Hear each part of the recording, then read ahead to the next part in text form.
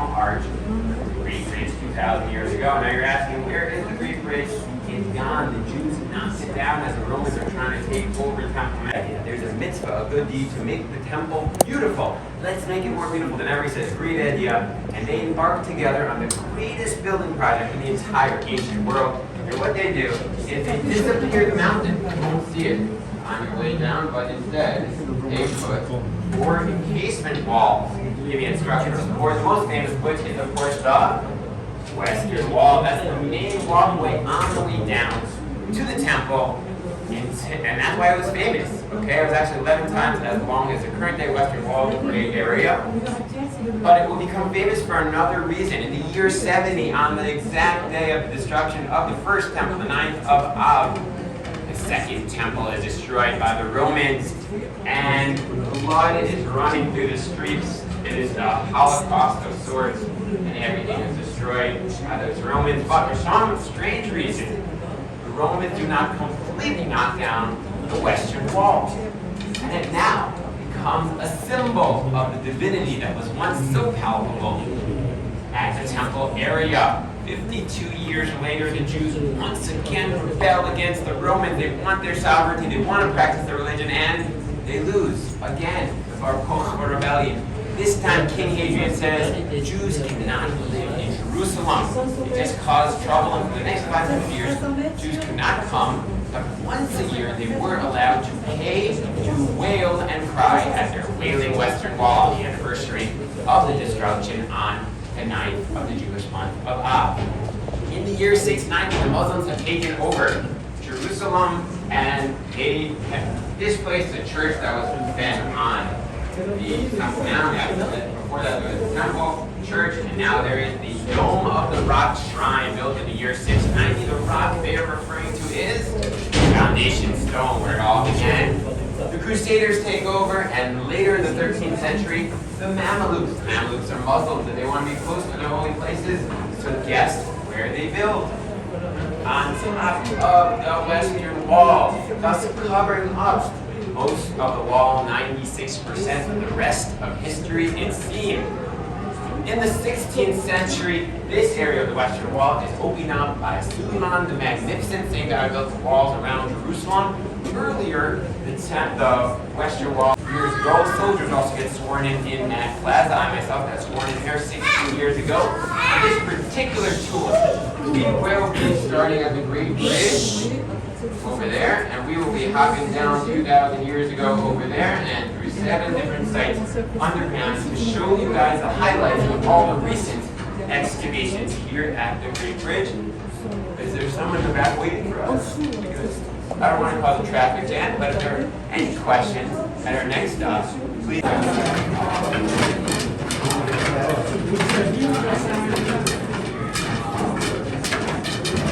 Io ho detto tanto con la rivista a capire ma neanche uno vuole. No, va bene,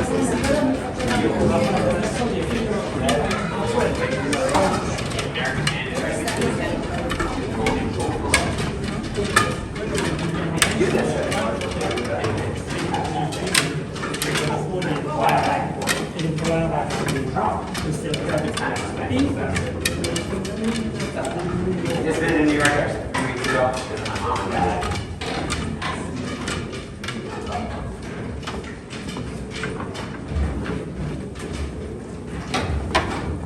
Anybody here in Israel for the first time? Alright, pretty good. It's exciting for everybody. All you non-first-time people at school? Don't worry about it.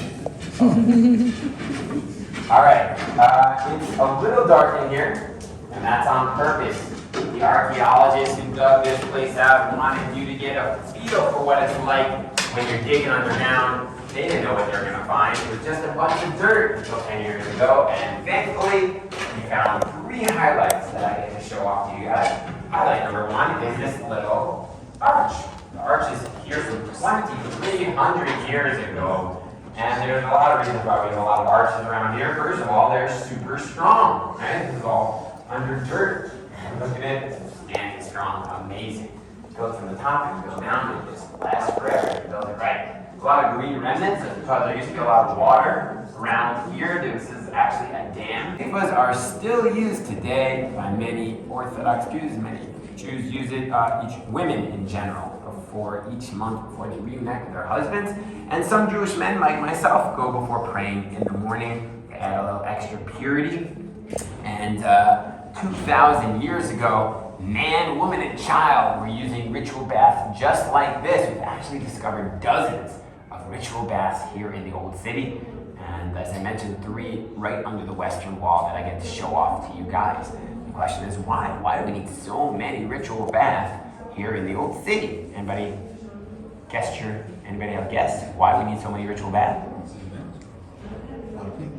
Sorry? A lot of people. A lot of people, exactly. According to the Bible, we've got thousands of people who are streaming into Jerusalem because 3 times a year there is a commandment to visit the Lord in the temple. And in order to get to the temple, you gotta be pure. In order to be pure, you gotta immerse your entire body in a ritual bath, okay? So that's why we've got so many ritual baths from 2,000 years ago. This direction.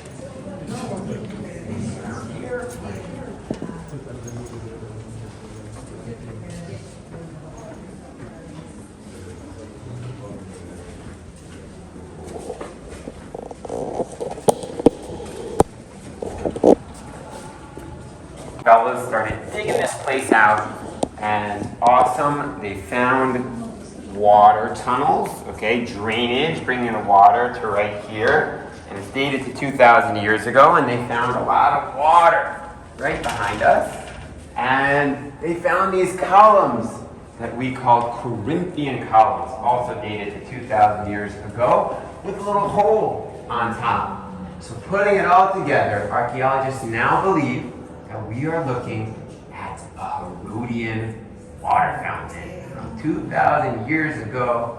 Pretty cool. It'd be cool if they had water splashing on you. I'm trying to convince them to make it, for you.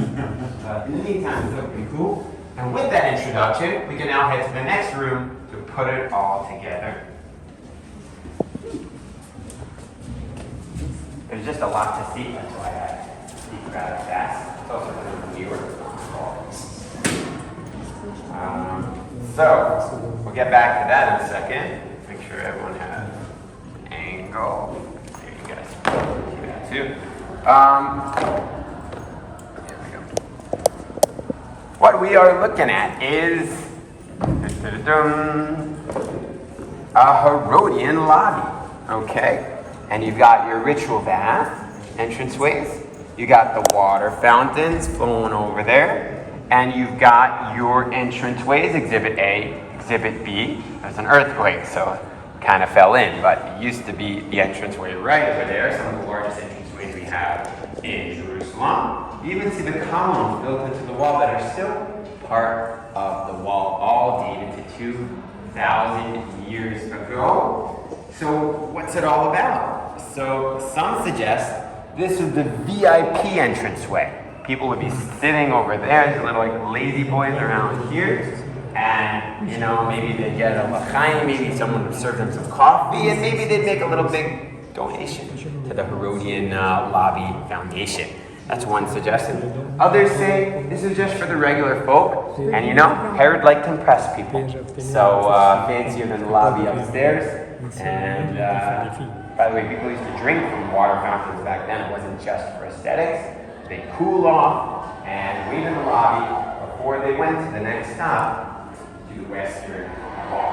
Now, 50 years later, this room may have had a different story. Josephus, who is our favorite Second Temple historian, right?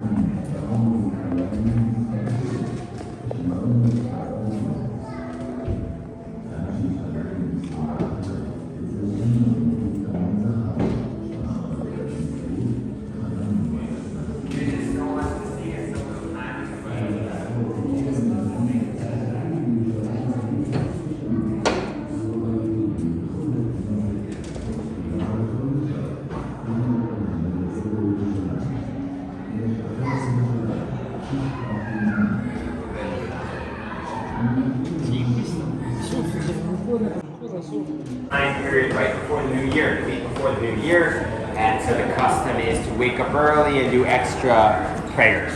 You get like an extra hour of prayers every day, and they're singing the traditional songs of introspection. That's what you're hearing, and that's another reason why the Western Wall is super packed during this time period, because it's a very special time of year.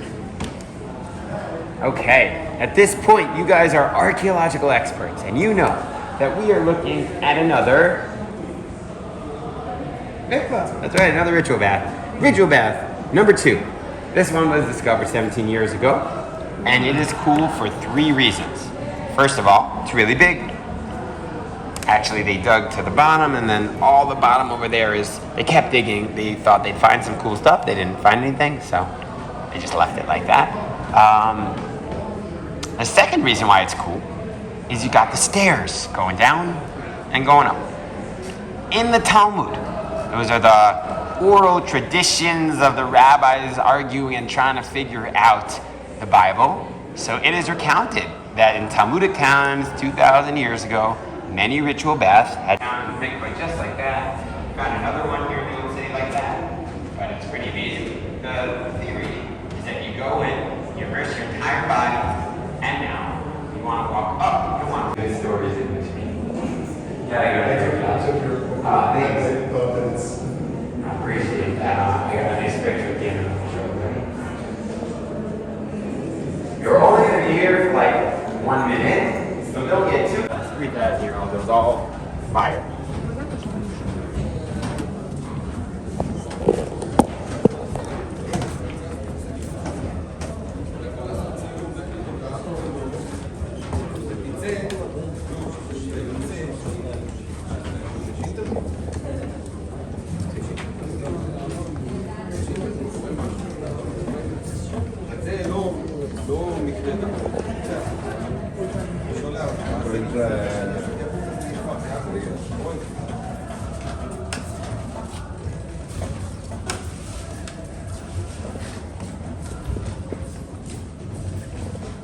Actually witnessing history right now.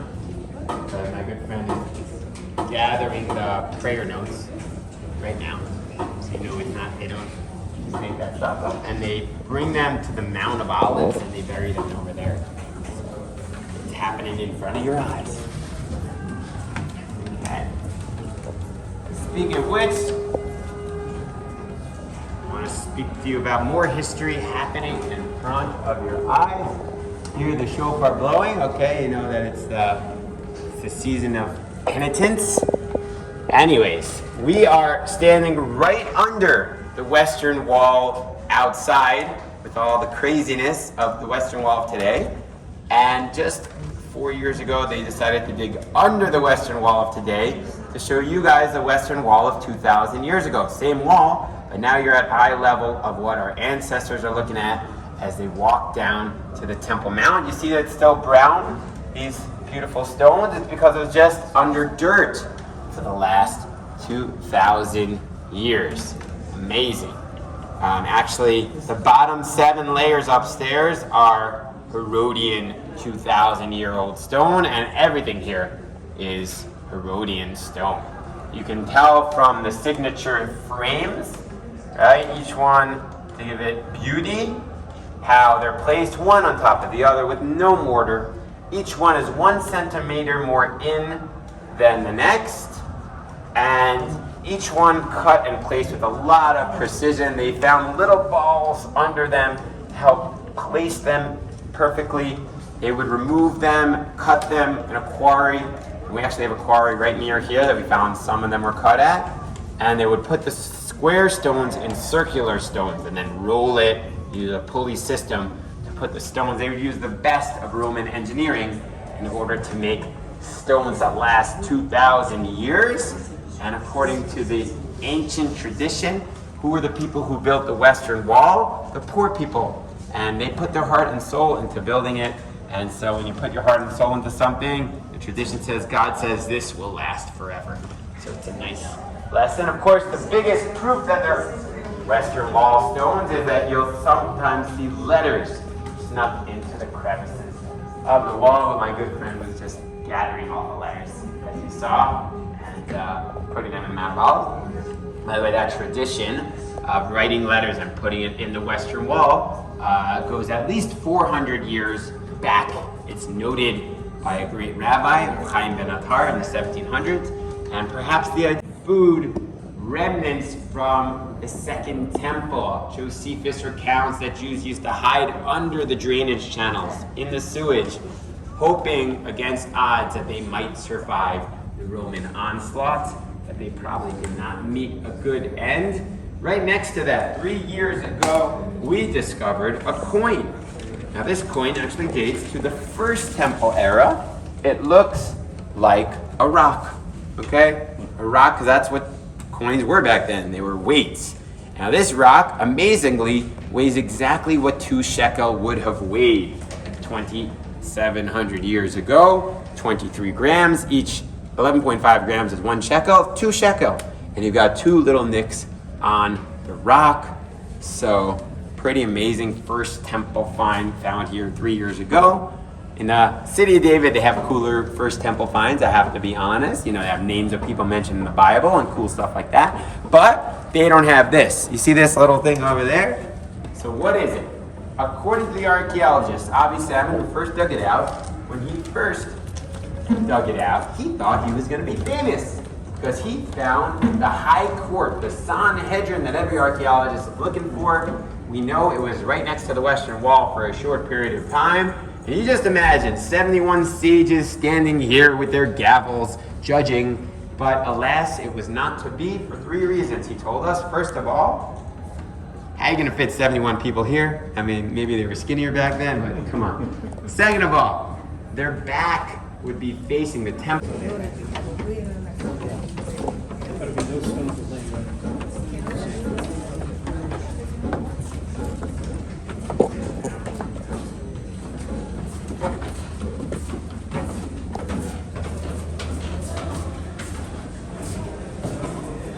E guarda sopra chi c'è.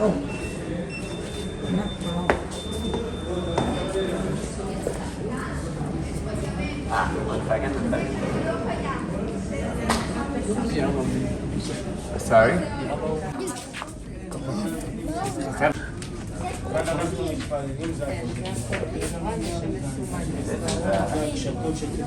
חברים, אנחנו צריכים להיכנס. תודה רבה. You can come this way, take your views, and then hopefully they'll clear out.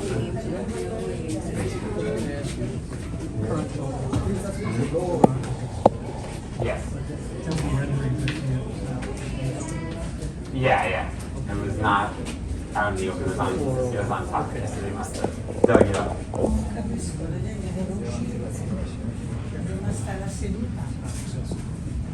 Okay, you're welcome to sit or stand on the bench. Yes.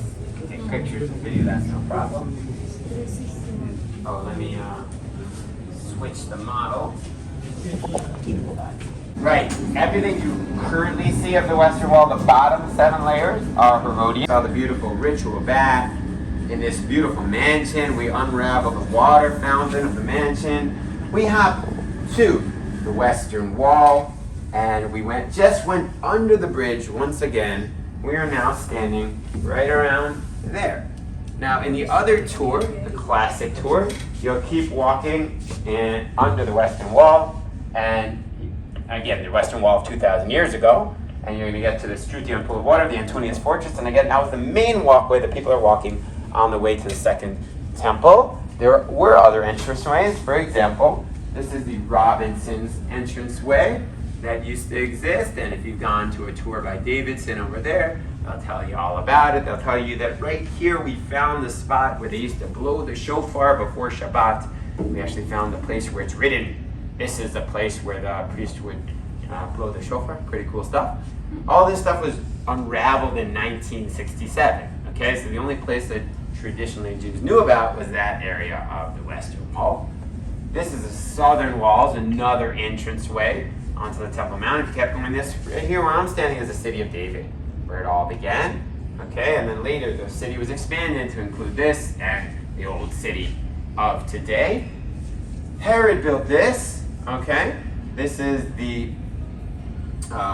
this is the Solomon's stable area, which he added so that everyone can have more access. Now, right around here, there actually used to be two super important things. First of all, something called, we nicknamed it after Warren, but there was a secret passageway, Warren's passageway, where they used to bring sacrificial parts to the temple, okay, from this side where anyone could be to the actual priest side. And even more interestingly, the cave synagogue, okay? We have actually a picture when they dug it up. It looked like this. You can kind of make it out. And it's a little hole, basically, in the wall. And that was Warren's passageway I was telling you about. Now, why would they want to? That was a place where Jews used to pray, okay? In the 7th to 11th century, that was the Western Wall. Why? Because it was as close as they can get to the Holy of Holies, and they weren't always allotted such a big space. You know, very often they had a tiny little area, and it was sometimes dangerous to get there, and there was no shade, so it wasn't always as glorious and nice to pray at the Western Wall as it is today. Anywho's, in 1099, sadly, that was destroyed by the Crusaders when they swooped into Jerusalem. They knocked it down and burnt it to the ground. In the 70s, we did excavations. We found it. We took pictures. But for political reasons, it was all there's no longer access, so we could not ignite World War III. But originally, it was right in this area. And we're going to end our tour in the newest synagogue, the closest synagogue in the world to the Holy of Holies area. Just to finish up our tour of the Temple Mount. This is the west. So this is not officially part of our tour, but I'm going to squeeze it in there, because how can I not mention it? The stone you are looking at is one of the foundational stones of the Western Wall. It was cut and placed here 2,000 years ago. It is about 46 feet long and goes 14 feet in, and weighs about 1 million pounds or 10 tanks. And one huge stone, one of the biggest cut stones in the world, and actually modern day cranes cannot lift such an enormous stone, and yet somehow 2,000 years ago our ancestors were placing this stone to be one of the central pillars of the Western Wall.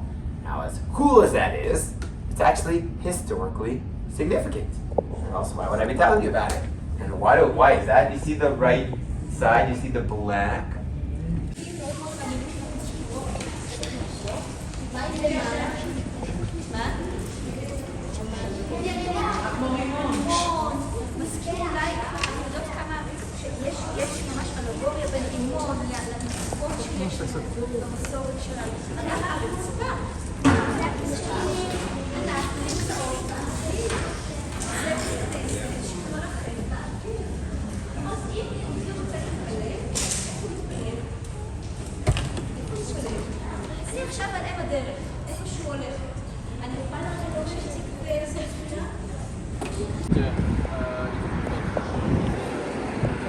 Close. It's close.